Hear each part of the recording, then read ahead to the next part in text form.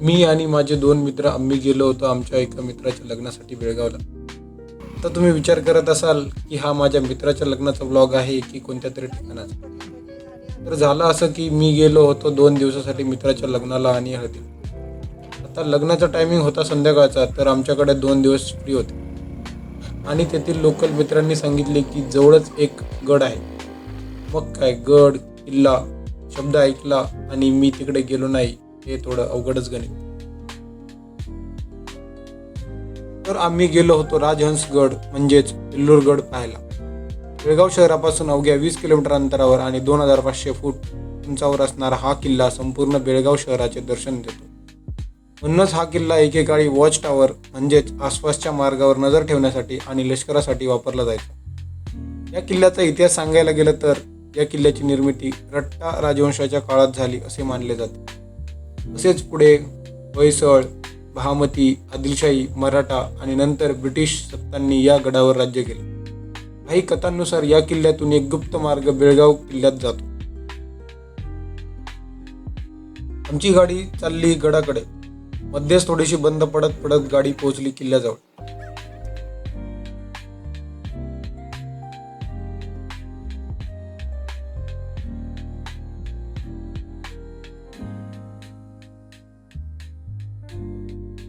किल्ल्याचं सध्याचं बांधलेलं प्रवेशद्वार पाहून किल्ल्याच्या मुख्य प्रवेशद्वाराकडे वळलो.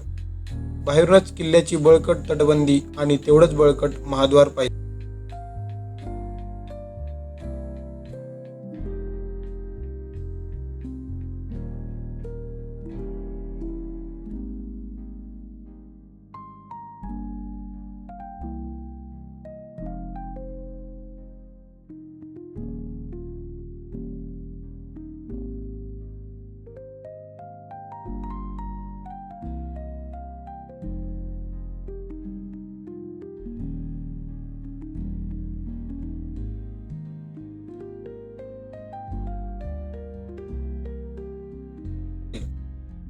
महाद्वाराची रचना काटकोनात म्हणजेच 90 डिग्रीमध्ये केली होती, जेणेकरून किल्ल्याचे द्वार भेदणं अशक्य व्हायचं.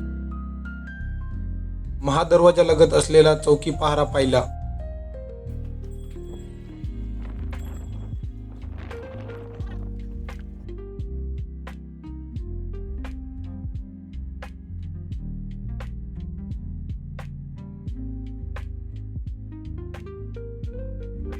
किल्ल्यात प्रवेश करताच पुढे सिद्धेश्वराचे मंदिर पाहिले आणि पुढील भागात मंदिराच्या उजव्या बाजूने गड पाहायला सुरुवात केली.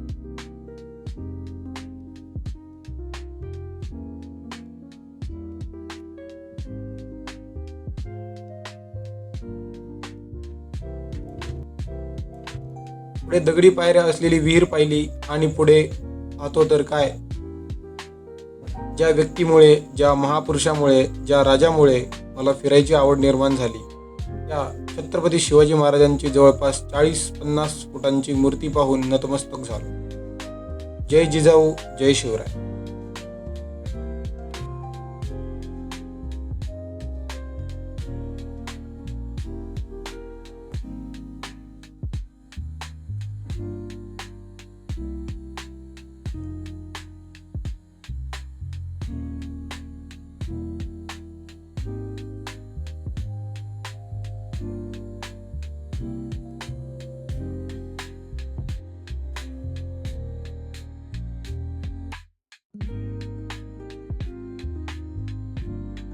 मग गडावर पुढे अजून काय काय गोष्टी असतील हे पाहण्यासाठी अजून उत्सुकता निर्माण झाली. गडाची मजबूत तटबंदी पाहायला सुरुवात केली. गडाच्या प्रत्येक बुरुजावरून आसपासचा परिसर दूरवर दिसत होता आणि त्यामुळेच या गडाचा वापर टेहळणीसाठी केला जायचा याची जाणीव पुन्हा पुन्हा झाली.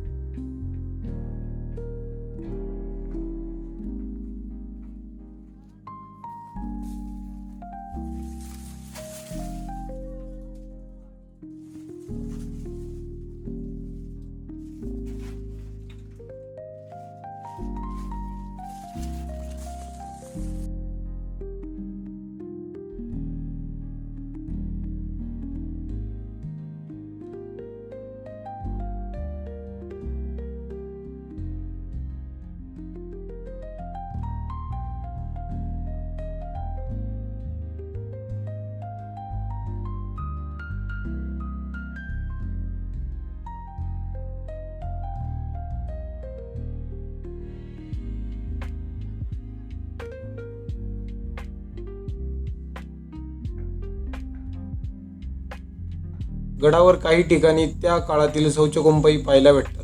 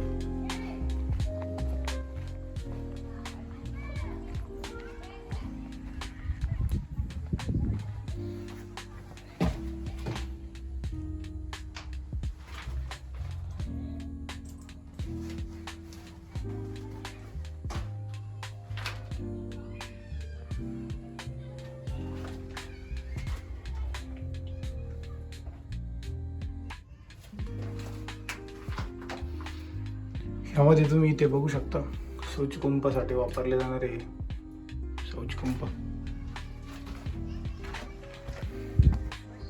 आणि थोडंसं पुढं आलं की आपल्याला एक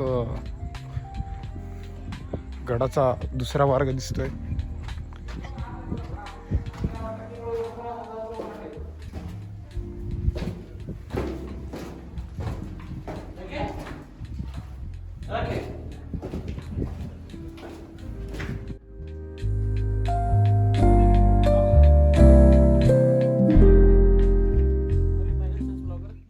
तर ही गडाची मागची बाजू, ज्या बाजूने तुम्हाला भुयारी मार्ग दिसतोय, गडाचा दुसरा मार्ग जो गुप्तपणे जाण्या येण्यासाठी वापरला जात असावा.